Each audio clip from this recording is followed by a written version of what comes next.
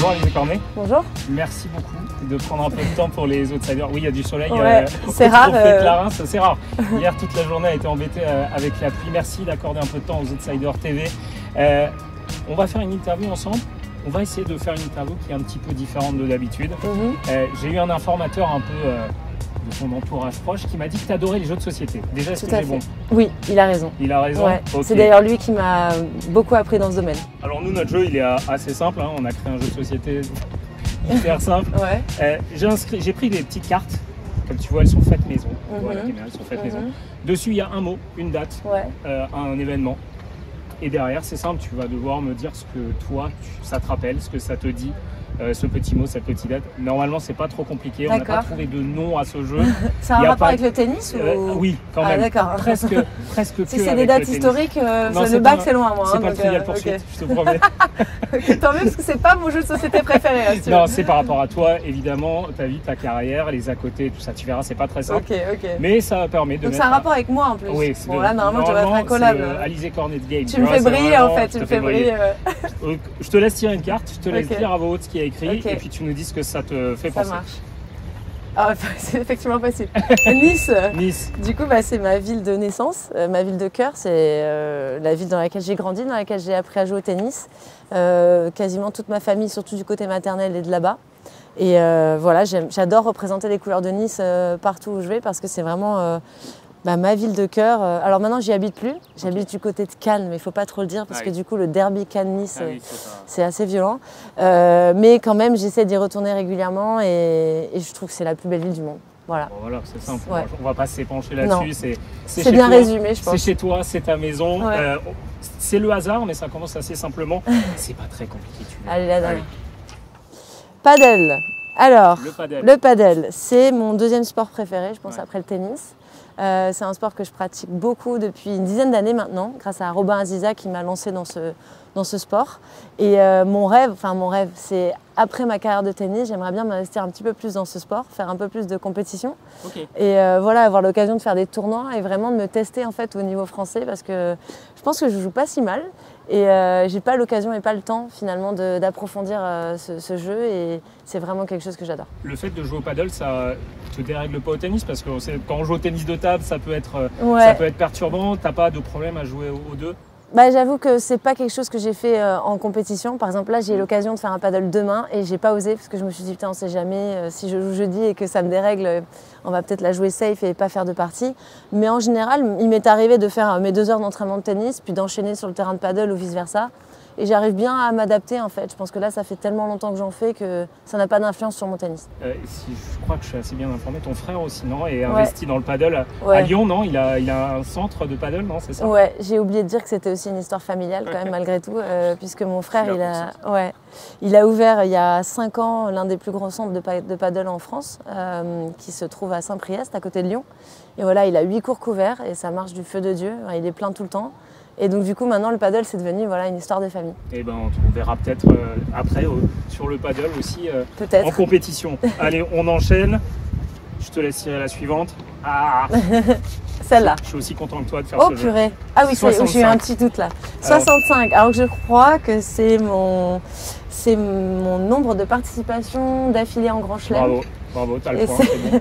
Et c'est le record, visiblement, le record de tous les temps.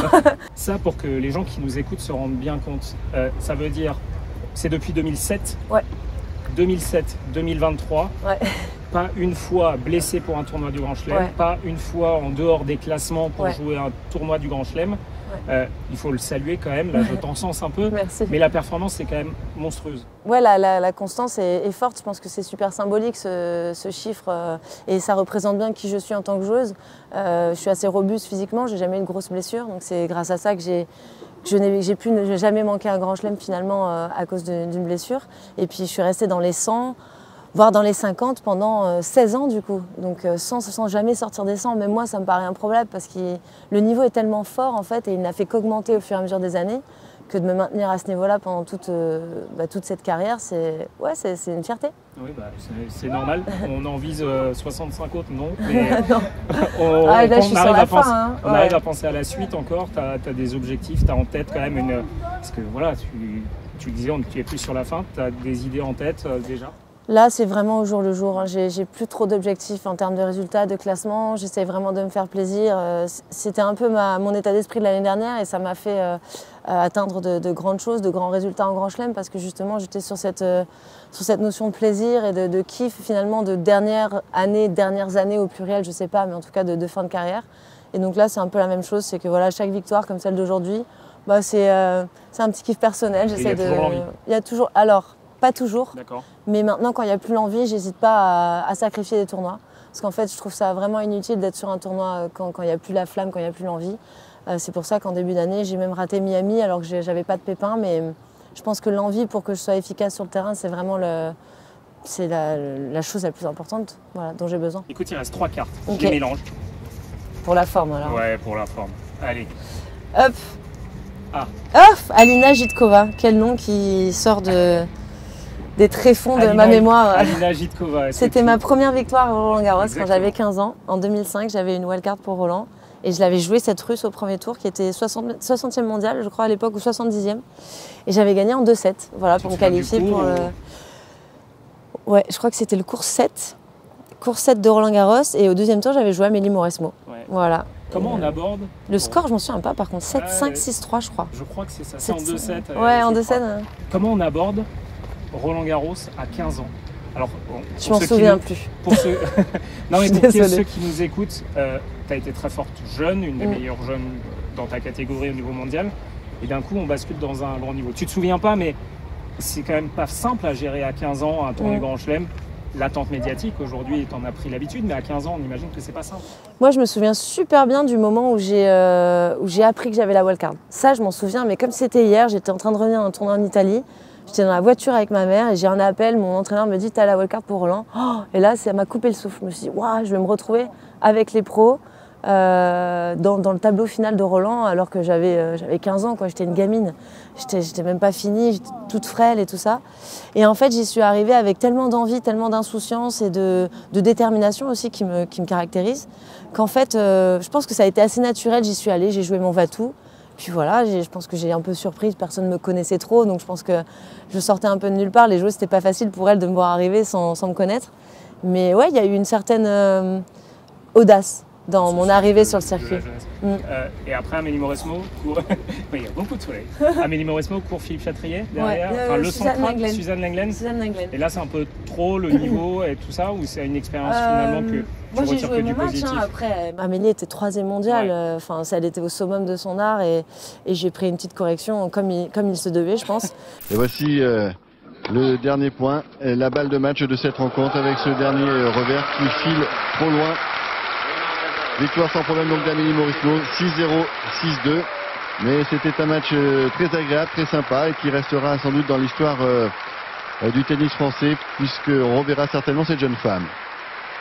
Ma chère Alizée, approchez si vous le voulez bien, parce qu'on aimerait juste que vous disiez un petit mot avec Amélie. Juste savoir qu'est-ce que vous avez senti le fait de jouer l'une contre l'autre. Moi en tout cas j'étais très impressionnée. C'est vrai que... Ça ne s'est pas trop senti. Non, mais j'étais pas impressionnée par le cours et par le monde, j'étais impressionnée par Amélie. Et par son jeu, c'est vrai que j'ai fait beaucoup de fautes, mais c'est parce qu'elle les a provoquées, elle a un jeu très lourd.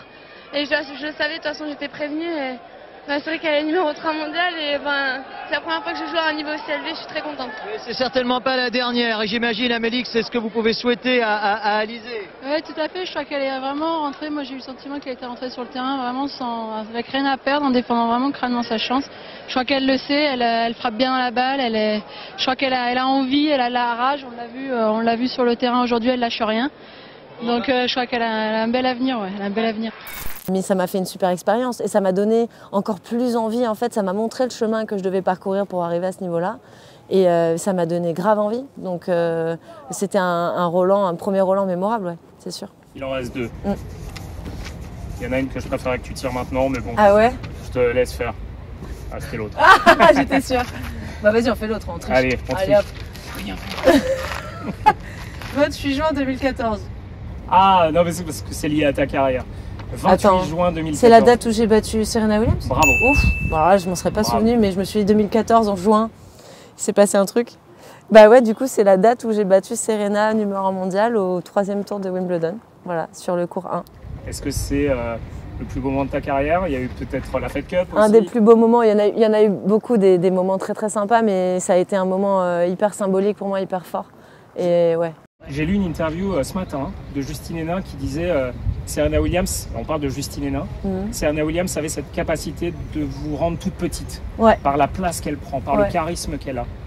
Comment on arrive à battre Serena Williams on oublie qu'elle est en face de l'autre côté du terrain et on fait son match, quoi. Moi, c'est ça que je retiens finalement de ces expériences, parce que je l'ai joué 3 fois la même année. En plus, je l'ai battue 3 fois la même année, ce qui était assez exceptionnel.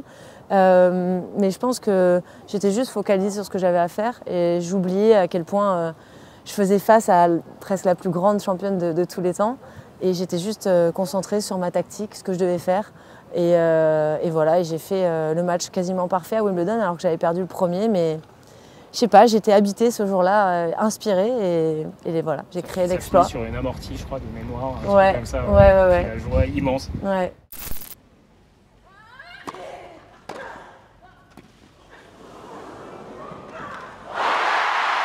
It could be a life-changing experience. I'm speechless. What more can be said for the performance of Alizé Cornet in this match? She believed she could do it. She brings down. Et puis la dernière, elle n'a pas triché, c'est pas vrai. La valse des jours. La valse des jours. Explique à nos spectateurs. C'est une histoire, je vais essayer de faire court, mais. Oui, mais c'est le roman que tu as sorti avant Roland Garros l'an dernier, c'est ça? C'est ça, il est sorti le 4 mai 2021. 22, on a un 23 là. Ouais. Donc le 4 mai 2022, c'est mon premier roman. Alors c'est pas mon premier livre, puisque j'avais déjà écrit un livre sur ma carrière, sur le tennis. C'était une sorte de carnet de bord autobiographique qui s'appelait Sans compromis. Mais là, La valse des jours, c'est mon premier roman qui a été publié aux éditions Flammarion l'année dernière. Et ça tombe bien que tu m'en parles, parce qu'il y a 2 semaines, il a été publié en poche. Il est sorti en livre de poche, donc ça lui donne une deuxième vie. Et voilà, c'est juste ça, c'est le début de ma carrière d'écrivaine. C'est ton passion, on m'a dit, l'écriture. C'était mon rêve d'enfant même, avant d'être joueuse de tennis, moi j'ai toujours rêvé d'être écrivaine. C'est un truc qui m'attirait beaucoup, les mots, raconter des histoires. C'est toujours quelque chose qui m'a habité et qui me suit encore maintenant. J'écris énormément, quasiment tous les jours. Et là, le fait d'avoir trouvé un interlocuteur en la personne de la maison d'édition Flammarion pour publier mon manuscrit, ça prouvait déjà de la qualité de ce manuscrit. Et c'était mon premier essai. Donc c'est un peu improbable en fait ce qui s'est passé, et j'ai toujours du mal à y croire, mais voilà, maintenant j'ai envie d'en écrire d'autres, et d'ailleurs le prochain sera publié l'année prochaine, en début d'année. Petit teaser. Exclusivité, les outsiders. Voilà, là ça y est, je suis partie. Voilà.